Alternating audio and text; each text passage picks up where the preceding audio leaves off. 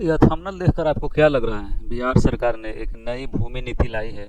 इसमें क्या बतलाया गया है, चलिए हम अगला स्लाइड में आपको बतलाते हैं। ये बहुत सारा न्यूज एजेंसी के कटिंग देख सकते हैं। हिंदी टाइम्स हो गया, पटना प्रेस हो गया, ये टीवी भारत हो गया, आपका एबीपी न्यूज हो गया, पटना प्रेस हो गया। अगला स्लाइड में क्या बतलाया गया है वो हम आपको पढ़ के बतलाते हैं, आप भी देखते रहिएगा। बिहार की नई भूमि आवंटन नीति 2026, जिसे बियडा लैंड अलॉटमेंट और मैनेजमेंट पॉलिसी 2026 कहा जा रहा है, मुख्य रूप से औद्योगिक निवेश और भू मैनेजमेंट को पारदर्शित, समयबद्ध और निवेशक अनुकूलन बनाने के लिए लागू की गई है। चलिए अगला स्लाइड में देखते हैं क्या है। भूमि नीति का मुख्य उद्देश्य क्या है?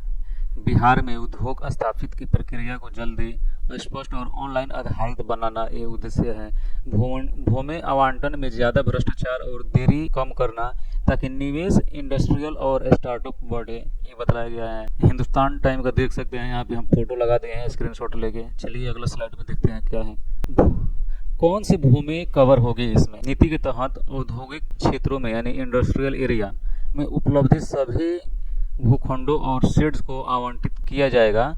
भूमि का उपयोग औद्योगिक उपयोग, रोड, हरित क्षेत्र उपयोगिता, वाणिज्य और सामाजिक सुविधाओं के बीच एक निश्चित अनुपात में बांटा गया है। और कितना कितना बांटा गया है उसमें हम यहाँ पे सब लिख दिए हैं, आप देख लीजिए, बतला भी देते हैं। 55 से 65% औद्योगिक प्लॉट में बांटा गया है।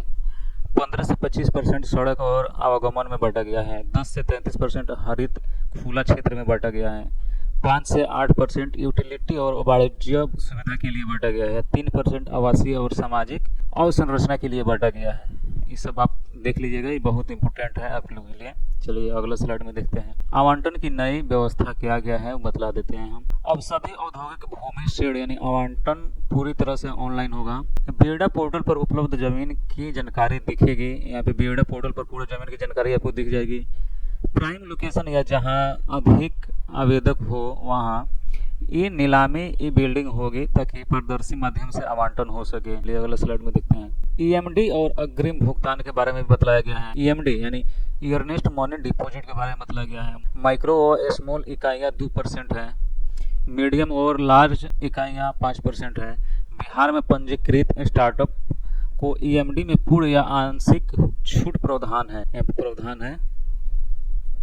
अग्रिम भुगतान यानी एडवांस पेमेंट के भी बारे में बताया गया आपको। निवेश के हिसाब 50 लाख तक, आपको जो अगर 50 लाख के अंडर में रहते हैं उनके 40% देना होगा। 50% और 2.5 करोड़ के बीच जो है वो 35% देंगे। 2.5 करोड़ से लेकर 7.5 करोड़ के बीच में जो है वो 30% देंगे। 7.5 करोड़ से अधिक वाले 25% देंगे। बाकी राशि 10 किस्तों में उन लोगों को देना पड़ेगा। यानी 1.5 से 5 साल तक 9% साधारण ब्याज पर लेट करते हैं, देरी करते हैं, 12% उनको देना पड़ेगा। यानी 9% की जगह आपको 12% देना पड़ेगा। चलिए अगला स्लाइड में देखते हैं। इसमें लीज के बारे में बतलाया गया है, उसका अवधि के बारे में बतलाया गया है। औद्योगिक भूमि के लिए लीज अवधि कितना कितना है, यानी 30 साल या 60 साल या 90 साल बतलाया गया है। 30, 60, 90 सभी अवधियों में नवीकरण की सुविधा है। प्लेग एंड प्लेट शेड के भी बारे में बताया गया है। प्रारंभिक 5 साल तक आवंटन, बाद में 5+5 वर्ष तक बढ़ाकर कुल 15 साल तक किया जा सकता है। शेड आवंटन होने के 90 दिनों के अंदर उत्पादन शुरू करना अनिवार्य है। यानी शेड आवंटित हो जाएगा तो 90 दिन के अंदर आपका उत्पादन शुरू करना कंपलसरी है आपके लिए। चलिए अगला स्लाइड में देखते हैं।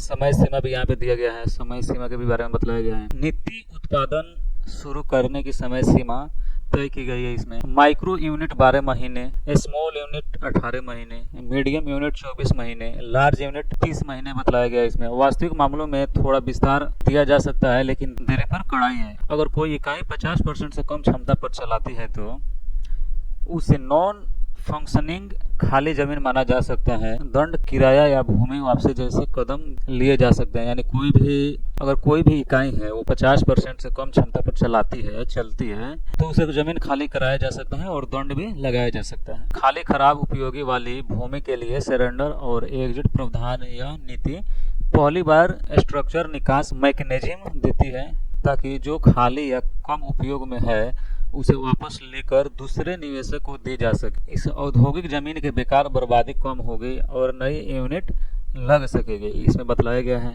और आगे ये है, आगे अगला स्लाइड में नीति का लाभ भी बतलाया गया है। इसमें ऑनलाइन आवेदन, ई नीलामी और स्पष्ट टाइमलाइन वाली प्रणाली में निवेश को भ्रष्टाचार और देरी से बचाव मिलेगा। छोटे इंडस्ट्री, माइक्रो स्मॉल इकाइयों और स्टार्टअप के लिए कम ईएमडी, आसान किस्तें और शुरुआती आकर्षक शर्तें दी गई हैं। चलिए, तो लास्ट हम लोग का स्लाइड है, इस पर आप क्या सोचते हैं कमेंट में ज़रूर बतलाएं। ऐसे ही वीडियो देखने के लिए हमारे चैनल को सब्सक्राइब करें। तब तक के लिए जय हिंद, मिलेंगे किसी और वीडियो में।